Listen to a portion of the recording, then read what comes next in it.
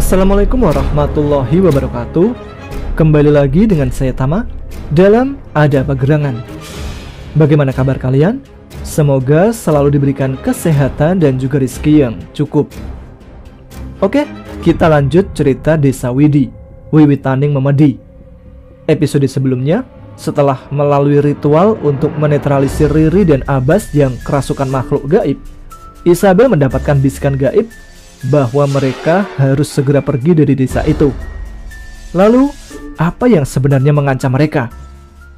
Oke, kita langsung saja cerita lanjutannya mulai dari sini.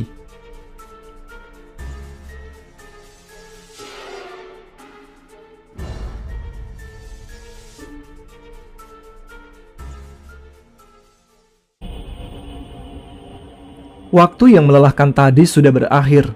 Isabel dan Yuta keduanya memutuskan untuk berjalan-jalan sejenak di sekeliling desa, meninggalkan Abbas dan Riri yang masih belum sadar bersama Kamal yang harus menunggu mereka sampai terjaga.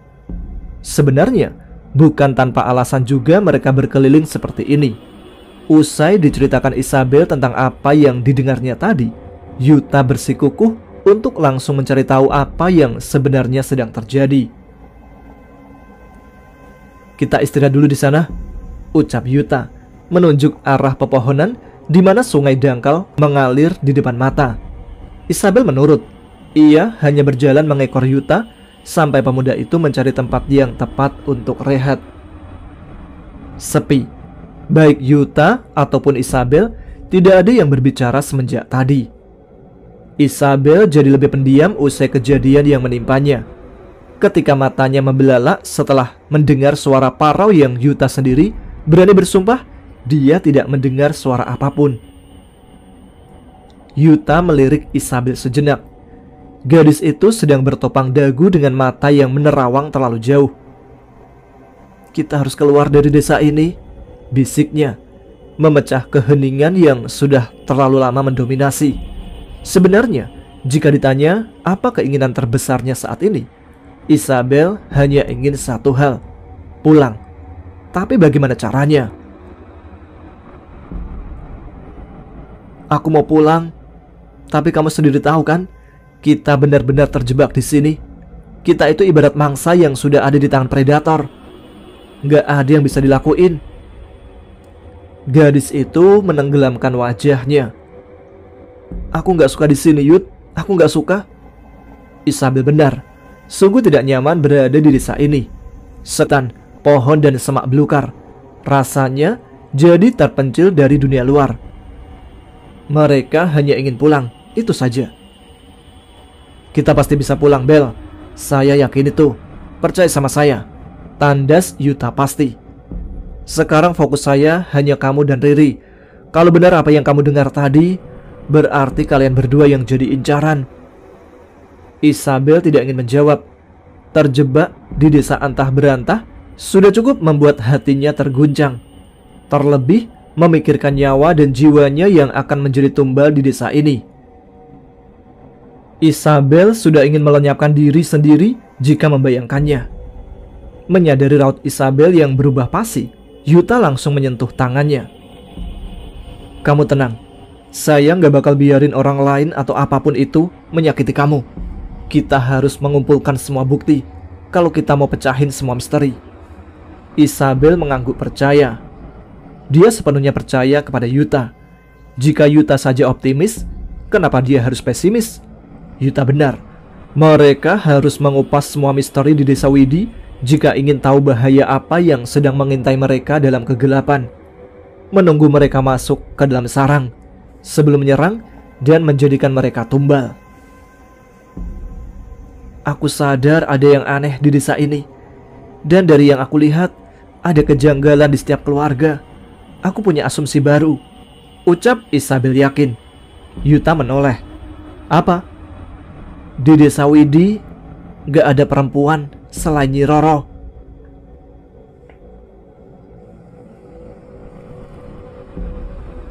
Matahari sudah tenggelam di ufuk barat, meninggalkan semburat jingga yang semu di langit mendung. Hujan. Rintik air itu baru membasahi desa ini sekian lamanya. Hujan itu menghantarkan sensasi nyaman sekaligus menyedihkan.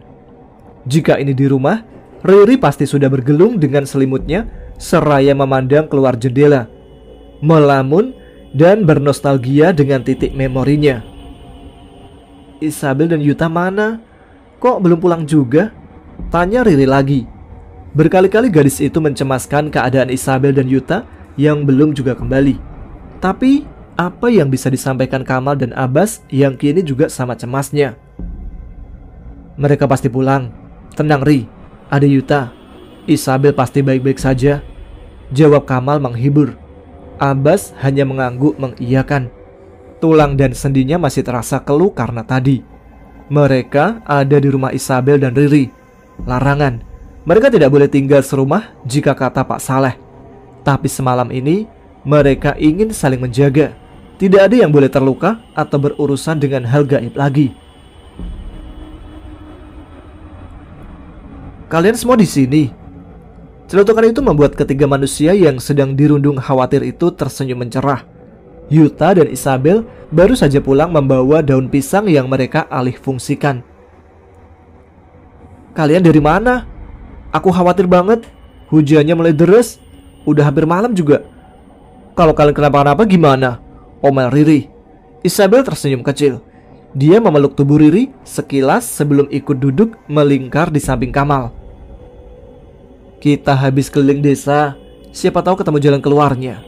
Ya, walaupun persentase kemungkinannya minim, jelas Isabel seraya tersenyum kecut. Kita harus temuin jalan keluarnya. Kita harus pulang, sentak Abbas tiba-tiba. Dia mengusap wajahnya pasrah, lantas menatap sendu wajah bingung milik teman-temannya. Aku memang gak tahu apa yang ada di desa ini, tapi aku ngerasa ada bahaya yang mengintai. Sebelum bahaya itu datang, kita harus pergi. Kamal mengangguk mengiyakan. Kita harus mecahin teka-tekinya dulu, ucapnya mengawali. Kita cari bukti, dugaan juga cara keluar dari desa ini. Karena setahu aku, siapa yang sudah masuk ke sini gak akan bisa keluar sebelum membayar harga yang mahal. Yuta berdehem, membuat semua pasang mata langsung mengalihkan atensi kepadanya. Saya sama Isabel sudah rembukan itu tadi. Kita harus cari tahu beberapa hal. Siapa mayang hitam? Apa maksud dari roh Ningsih? Siapa yang membawa bahaya buat Isabel dan Riri? Lalu, kenapa desa ini tidak punya perempuan selain Nyi Roro? Juga, kapan bahaya itu datang? Tambah Kamal yakin. Aku percaya desa ini punya misteri sendiri. Kalian gak lihat? Mereka percaya sama hal yang gak bisa dilihat mata. Ada bahaya, kita harus cari tahu. Karena mereka pasti punya perhitungan sendiri. Dan selama itu juga kita harus cari jalan keluar dari desa ini. Kalau kita udah tahu bahayanya tapi gak tahu jalan keluarnya, ya sama aja. Tambah Riri frustasi. Ada begitu banyak pertanyaan, ada begitu banyak spekulasi dan dugaan, tapi tidak ada jawaban. Semua terasa membingungkan bagi mereka. Hanya ada apa, siapa, dan kapan. Tidak ada penjelasan. Bak labirin, mereka harus mengarungi semua jalan untuk menemukan alurnya. Kita harus susun spekulasinya mulai dari sekarang, satu persatu, ucap Kamal memecah. Satu asumsi, kita harus selesaiin satu asumsinya. Perempuan, ucap Abbas. Semuanya menatap wajah Abbas yang mengernyit keras. Kedua alisnya bahkan nyaris bertautan. Kalian sadar gak? Yang diincar hanya perempuan. Waktu itu Isabel, lalu Riri. Perempuan. Yang jadi incaran cuma perempuan. Tapi kenapa? Yuta mengusap dagu, mikir ini lebih pusing daripada mikirin skripsi, keluh Riri. Wajahnya mulai pucat pasi. Mungkin efek penyembuhan tadi pagi masih kentara. Kita harus selidiki satu orang dulu. Nyi Roro, usul Isabel. Bukan, sahut Kamal membuat semua orang menoleh ke arahnya. Pak Saleh. Matahari belum terbit, masih meremang sedikit demi sedikit dan menyapa kulit dengan semburatnya yang apik. Subuh ini mereka berlima sudah bersarang di halaman belakang rumah Pak Saleh. hasil untitan Kamal kemarin ketika Isabel dan Yuta pergi. Tidak ada tempat yang lebih bagus untuk bersembunyi kecuali di balik semak belakang. Kalau dugaan saya benar, Pak Saleh keluarnya habis ini. Biasa, dia berburu. Yuta menjelaskan. Semuanya mengangguk setuju. Hawa dingin memaksa jaket tebal menggulung tubuh mereka. Tidak ada yang menyangka bahwa udaranya begitu sejuk di luar sini. Diam, jangan sampai Pak Saleh tahu kita sembunyi di sini, ucap Kamal memperingati. Pak Saleh itu sudah terbiasa berburu hewan lincah, bahkan di waktu malam sekalipun. Mata dan perhitungannya akurat. Jadi bukan gak mungkin kalau Pak Saleh bisa menemukan kita dalam sekejap mata. Iya, kita harus tenang. Abbas menyambut semangat. Adrenalin mereka seakan terpacu ketika menghadapi sesuatu yang masih dianggap kalbu. Tabu, tapi juga terasa semu. Menghadapi misteri, mereka baru pertama kali mengalaminya. Dan ini terasa sangat menantang. Lama banget Pak Saleh keluarnya. Bisa-bisa darahku habis disedot sama... Isabel yang berada di samping Riri langsung menutup mulutnya, memaksa garis itu bungkam karena batang hidung Pak Saleh mulai terlihat di pekarangan belakang. Ingat rencana kita, bagi dua kelompok. Aku sama Isabel ikutin kemana Pak Saleh pergi. Siapa tahu Pak Saleh tahu jalan keluar dari hutan walau sedikit. Dan kalian, Abbas, Yuta sama Riri, masuk ke rumah Pak Saleh. Cari barang bukti mencurigakan atau sesuatu yang bisa kita jadiin jawaban. Jelas Kamal lagi. Beberapa orang itu mengangguk mengiyakan, bersiap dan menanti Pak Saleh yang mulai membasuh mukanya dengan air sungai yang ditampung daun pisang. Pak Saleh mulai beranjak membuka kotak di samping ember. Pria itu mengambil parang, panah, dan tali yang langsung membuat para remaja itu menelan ludah. Mereka tidak bisa membayangkan seberapa banyak darah yang sudah ternoda di sana. Selesai menyiapkan semua, Pak Saleh mulai beranjak pergi. Ayo cepetan, instruksi Yuta terdengar menggema. Mereka melangkah dengan pelan dan hati-hati. Yuta, Abbas, dan Riri dengan cepat melesat masuk ke dalam rumah kecil itu. Di desa Widi, tidak ada rumah yang terkunci. Lagi pula, mau mencuri apa? Ayo Bel, kita ikuti Pak Saleh, ajak Kamal. Pemuda itu mengendap diikuti Isabel di belakangnya. Kamu harus tetap sama aku. Intinya kamu gak boleh pergi kemanapun tanpa aku, ingat? Ucap Kamal mewanti-wanti. Iya, aku gak bakalan ngilang, jawab Isabel sekenanya, mencengkeram erat ujung kaos yang dikenakan Kamal agar pemuda itu tenang. Belum jauh, sekiranya mereka membuntuti Pak Saleh, pria itu sudah berhenti di tengah jalan, sekitar 5 meter dari rumah. Sementara Kamal dan Isabel hanya berjarak sekitar 2 meter dari posisi Pak Saleh. Kedua remaja yang beranjak dewasa itu menahan nafas. Apa mereka ketahuan? Belum sempat menyadari apapun, Pak Saleh dengan kaki tanpa alasnya berlari kembali. Duh, saya lupa bawa singkong goreng buatan Roro. Mau pingsan apa? Kalau saya seharian berburu gak bawa makanan. Mati. Mereka bertiga masih ada di rumah. Isabel dan Kamal hanya diam menyaksikan kaki telanjang Pak Saleh yang melangkah menuju pekarangan rumahnya. Pria tua itu mengernyit menatap pintu belakangnya yang terbuka. Terlihat jelas karena rumah itu hanya berukuran sepetak tanah kecil, di mana gambaran pepohonan dan cahaya dari hutan di pintu belakang merembes masuk dan menimbulkan pantulan di pintu depan. Manifestasi nyata dari kecerobohan. Kini, Isabel dan Kamal yang bersembunyi di balik pohon randu depan rumah Pak Saleh hanya bisa berharap dan berdoa dalam hati. Berharap ada adegan klise di mana Pak Saleh mengira bahwa dia lupa menutup pintu belakang sehingga terbuka. Juga berdoa, semoga ketiga manusia itu menyadari dan cukup memiliki waktu untuk kabur. Pak Saleh tahu ada yang memasuki rumahnya. Tapi siapa? Dan di mana mereka sekarang? Mata Pak Saleh tajam menyisir rumahnya. Jika pintu tersebut dibuka, maka akan ada satu ruangan berukuran sedang yang berisi satu kursi panjang, sebuah meja, dan rak kecil. Jika menoleh ke samping, maka akan menemukan satu ruangan lagi yang hanya dibatasi kain, tempat di mana Pak Saleh biasa istirahat. Dan jika terus ke belakang, akan ada satu ruangan kecil yang berisi meja batu dan juga arang untuk memasak umbi, tempat bersembunyi. Sudah jelas yang pertama terpatri di pikirannya adalah sebuah ruangan kecil yang biasa orang sebut dengan kamar. Pak Saleh melangkah dengan hati-hati sembari mengeluarkan parang dari balik sarungnya. Kamal dan Isabel yang melihat kilatan tajam logam itu dari kejauhan hanya bisa menatap ngeri, berharap mereka tidak ketahuan, atau semoga mereka tidak mendapatkan hukuman sekira besarnya. Shh. Yuta memberi isyarat kepada Riri dan Abbas untuk diam. Mereka bertiga bisa mendengar suara sibakan dari tirai yang menjadi penutup tubuh senjata itu dan menunduk di balik papan kayu yang menjadi sangga dinding. Mereka hanya bisa bermunajat. Pak Saleh berhenti di tengah ruangan, mengendus aroma manusia dari hidungnya yang terbiasa, seraya mengamati setiap inci barangnya. Apakah ada yang berpindah atau mungkin hilang? Pak Saleh menyeringai keji, seakan menemukan barang yang diincarnya. Temuan besar. Pak Saleh mulai bergerak, melongok ke kolong kasurnya. Tapi kosong.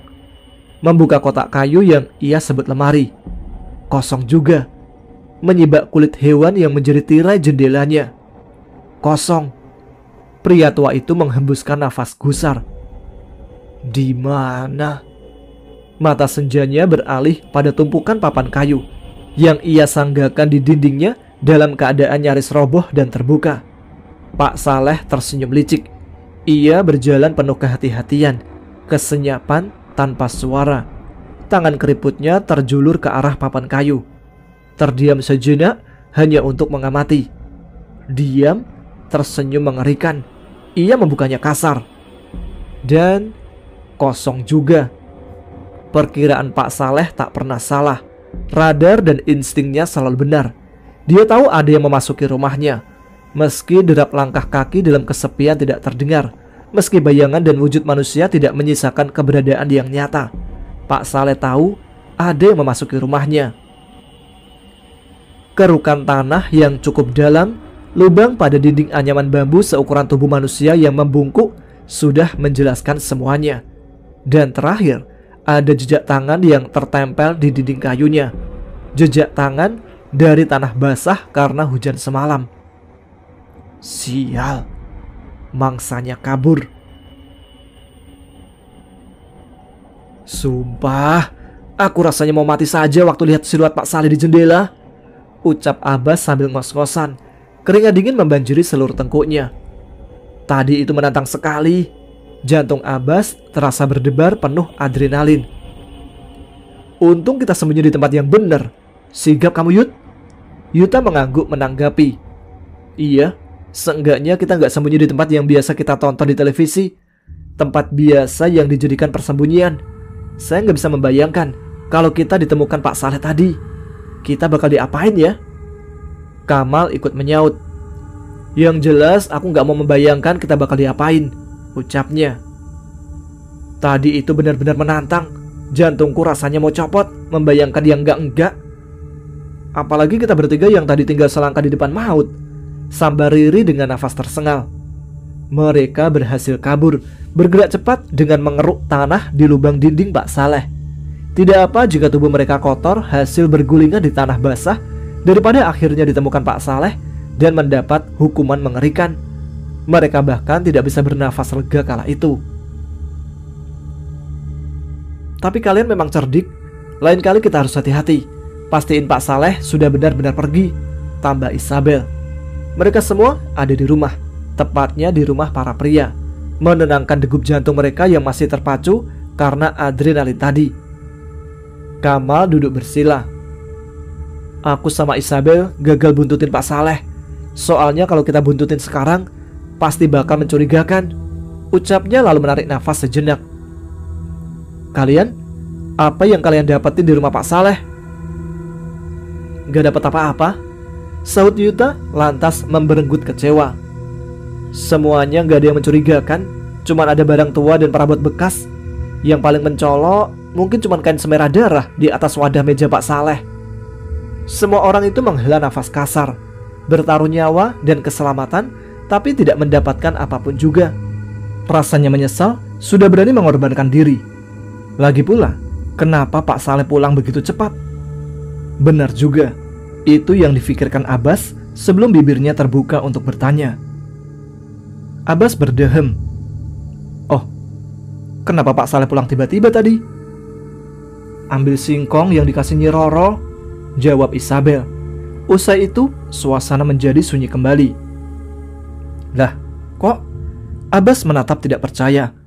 Keempat orang di sana menatap Abbas bergantian, sama-sama mengernyit dengan wajah tidak paham. Kenapa? Kamal bertanya mewakili.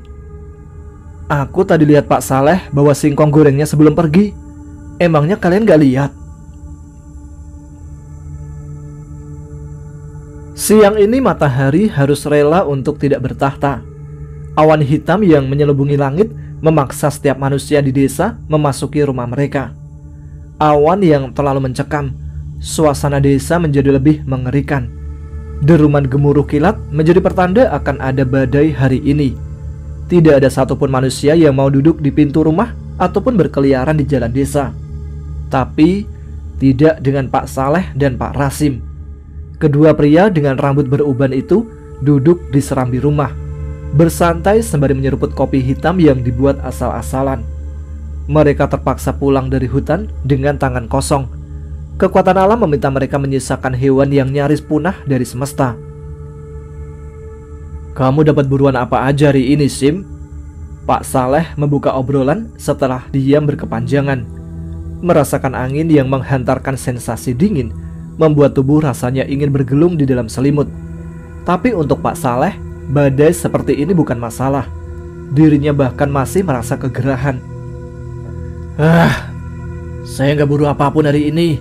Kamu tahu lah, hewan di hutan udah semakin terancam. Kita harus puasa hewan dan makan umbi-umbian. Kita harus tahu kapan waktu untuk berburu, jawab Pak Rasim, menatap jauh keluar di mana beberapa petak pohon randu berjajaran. Pak Saleh mendengus. Saya juga tahu batasan perburuan, tapi kamu lihat sendiri kan, kalau pepohonan bahkan sudah mulai tumbang, kita tetap harus mencukupi tubuh dengan vitamin hewani. Ya, saya tahu. Yang jelas kita paham batasan. Sudah, lupakan saja. Kita bicarakan hal lain, ucap Pak Rasim cepat. Pria itu menatap ranting pohon yang berkelebatan di depannya. Gimana dengan anak-anak pendatang itu? Saya pikir kamu menyanggupi diri untuk mengawasi mereka. Setidaknya menjaga agar mereka tidak berulah lagi. Iya, saya juga mendoktrin diri untuk mengawasi mereka. Tapi saya nggak tahu keputusan saya ini benar atau enggak. Pak Saleh mengusap wajahnya. Menghadapi anak muda yang beranjak dewasa memang di luar dugaannya. Lebih susah daripada perkiraan selama ini. Saya jadi ragu kalau saya bakal sanggup menghadapi mereka. Pak Rasim tertawa jenaka. Tidak menyangka manusia arogan dan selalu jemawas seperti Pak Saleh bisa putus asa. Saya nggak nyangka kamu bisa putus asa, ucapnya lantas tertawa lagi. Emang mereka ngelakuin apa? Pak Saleh mengusap dagunya angkuh. Nggak terlalu nyusahin sebenarnya mereka itu. Tapi saya benar-benar gak bisa nebak apa yang ada di pikiran anak muda. Emang pendatang itu ngelakuin apa toh? Pak Rasim semakin bertanya-tanya. Tadi pagi mereka geledah rumah saya. Entah apa yang dicari. Rumah saya kan gak ada apa-apanya. Kecil, kotor lagi. Sore beranjak dan matahari mengalah pada sang badai. Gelungan awan hitam, petir dan hujan memenuhi cakrawala di bumi semesta. Kegelapan sudah menyelubungi seluruh desa. Masih jauh dari waktu maghrib. Tapi melihat kepekatan diiringi angin yang nyaris merobohkan beberapa batang pisang, warga mulai memasang pasak untuk mengantisipasi jika angin membawa atap mereka. Yuta dan Abbas sudah tertidur pulas di salah satu kamar. Rumah mereka memiliki 2 kamar berseberangan dengan nyaman, padahal sebelumnya mengeluh kepanasan. Mungkin kelelahan karena seharian mengumpulkan semua bukti dan praduga yang ada. Kamal masih terjaga sendirian di kamar seberang. Terpaksa karena satu petak kamar di sampingnya sudah dihuni Abbas dan Yuta dengan beringas. Kamal menghela nafas kasar. Lampu minyak di samping mejanya menjadi penerangan satu-satunya di kamar yang sudah Kamal tutup pintunya.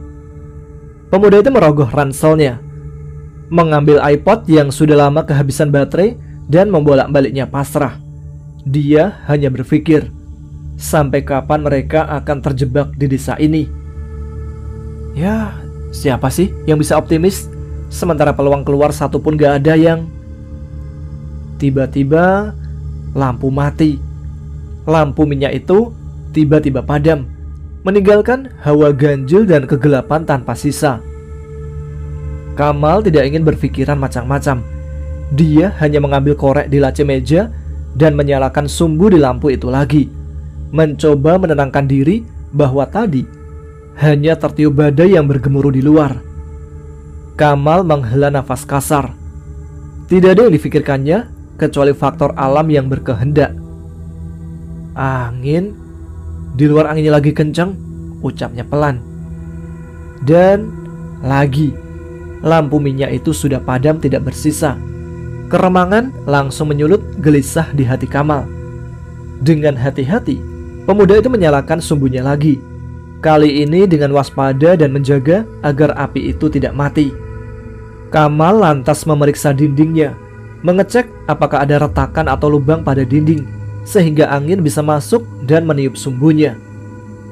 Kalau ini mati sekali lagi, aku harus keluar dari kamar, ucapnya mewanti-wanti. Kamal duduk tegap, tidak lagi bersandar santai seperti tadi.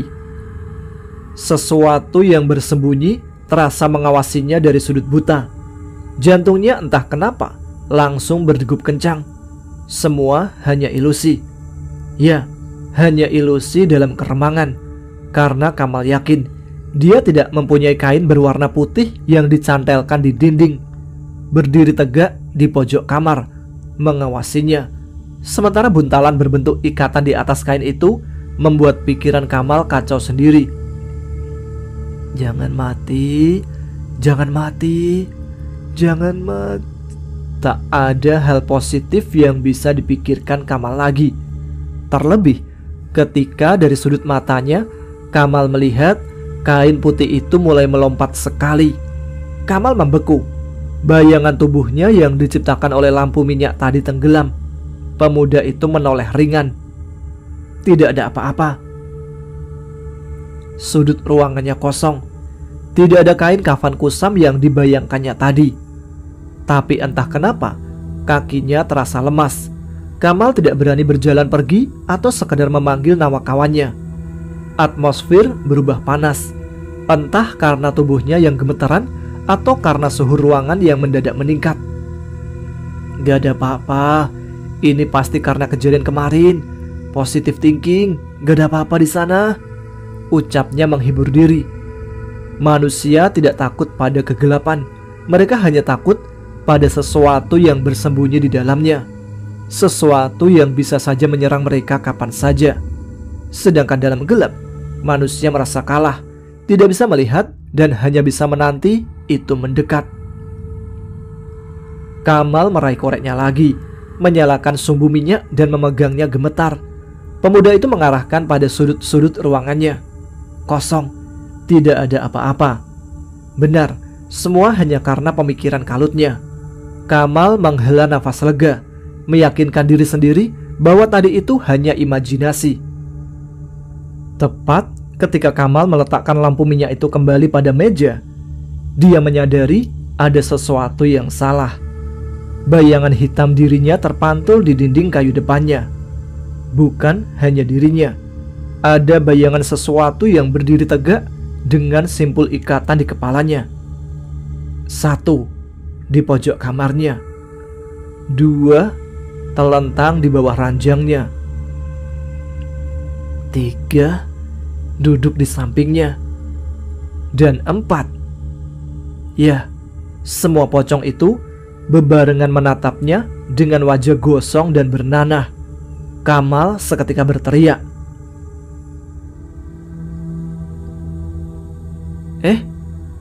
Isabel mengerjap kecil. Gadis itu merasa mendengar suatu teriakan. Pekikan menggelegar yang nyaris mengalahkan sang halilintar. Agak tidak jelas memang, tapi Isabel yakin dia mendengarnya sayup-sayup. Tapi dari rumah siapa? Tidak, itu pertanyaan yang tidak terlalu penting. Pertanyaan paling pentingnya, siapa yang berteriak? Kayak teriakan laki-laki. Isabel bergumam pelan, menggeleng untuk menepis pikiran buruknya. Di sini ada banyak laki-laki, nggak mungkin Abbas, Yuta atau Kamal. Isabel mulai beranjak sembari membawa Petromax berukuran sedang pada tangan kanannya. Sedangkan di tangan kiri, gadis itu membawa selimut darurat dari ranselnya. Gadis itu berjalan menuju ruang tengah di mana Riri sedang diam termangu menatap sumbu minyak yang berkelebatan. Bel? Isabel menoleh setelah kesenyapan yang dari tadi ia dengar. Ia menatap Riri yang masih fokus menatap nyala api yang bergerak liar itu. Iya? Kenapa? Riri mendongak cepat. Tanpa menjawab, ia lantas berdiri tegap, meraba dinding sembari sesekali mendekatkan telinganya. Nyaris semua dinding Riri periksa. Tidak tahu apa tujuan gadis itu. Yang jelas, hanya ada sunyi dan derit lantai sesekali yang terdengar. Dinding terakhir dan Riri membelalak lebar, lantas langsung menatap Isabel Pasi. Ada yang aneh, ucapnya. Isabel menegapkan badan. Apa? Aku dengar suara ketukan di dinding. Isabel mencoba tenang. Tidak mau kejadian kemarin terulang lagi. Isabel langsung menarik tangan Riri untuk mendekat kepadanya. Aku gak dengar apapun. Gak usah halusinasi. Mungkin telinga kamu salah dengar. Udah, mending kita tidur aja. Aku gak salah dengar. Riri menggelengkan kepala kecil. Dia memeluk kedua kakinya erat. Karena waktu aku nempelin telinga aku ke dinding, aku bisa ngerasain ada tangan yang ngetuk dari luar. Tangan yang dingin. Panik, sugesti yang buruk. Secara realita, mereka memang sedang berada di tengah hutan belantara, mendiami suatu desa yang masih banyak penunggunya. Tidak ada yang bisa berpikiran positif ketika bahaya mengintai dari sudut manapun. Keluar rumah, mereka justru dihadang bahaya lebih mengerikan. Berdiam di dalam rumah, mereka terasa mengumpan diri dan menanti untuk mati. Isabel menelan ludahnya. Aku gak dengar atau rasain apapun. Bisa aja kan itu ranting atau dahan pohon. Berpikiran positif itu lebih baik daripada negatif, Ri. Udah, aku mau tidur. Kamu cek sendiri. Riri menyentuh pundak Isabel. Wajahnya mendadak pucat. Isabel bisa melihat ketakutan di dalamnya. Ketakutan yang teramat sangat. Kalau kamu gak percaya, kamu bisa cek sendiri. Isabel mengalah, bukan karena percaya, tapi demi membuktikan bahwa ucapan Riri salah. Tidak ada yang perlu ditakutkan untuk saat ini. Malam, dan mereka hanya perlu tidur tenang, bukannya memikirkan hal yang membuat bulu kuduk meremang.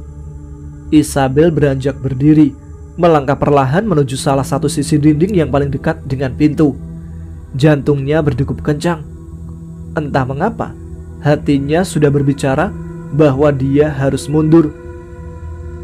Tapi pikirannya terus menebas, menerka apa yang ada di balik dinding, mengetuk setiap sisi dan menghantarkan ketakutan tersendiri.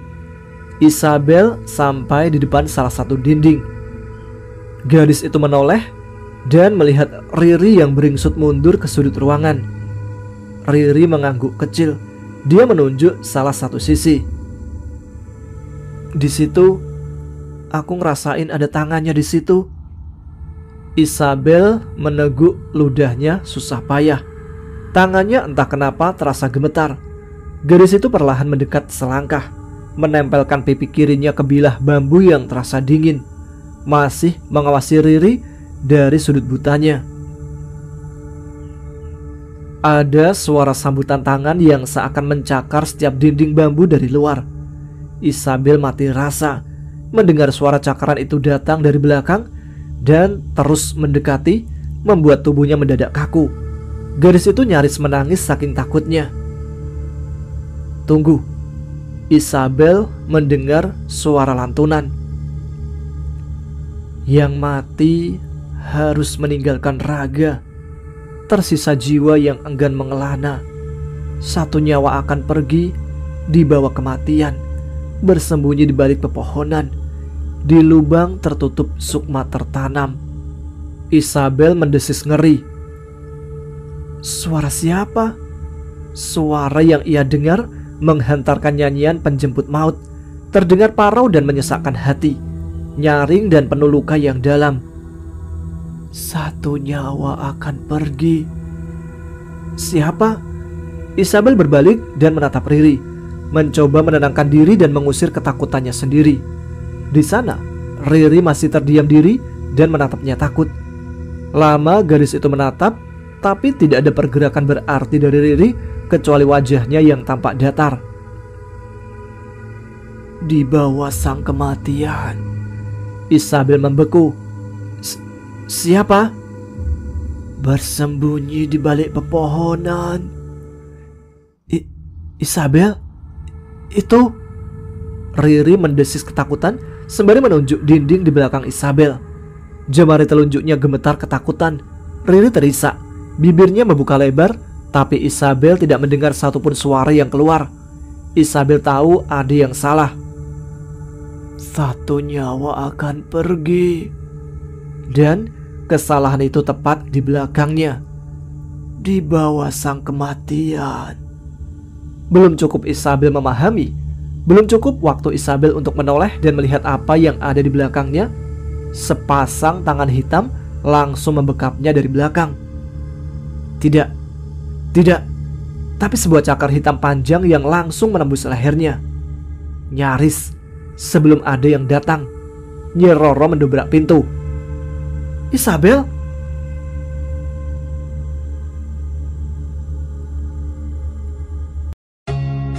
Baik, sampai di sini dulu cerita kali ini. Kita lanjut lagi cerita Desa Widi besok sore. Oh iya, nanti malam akan ada Radio Horor Indonesia yang akan menemani malam Jumat kalian.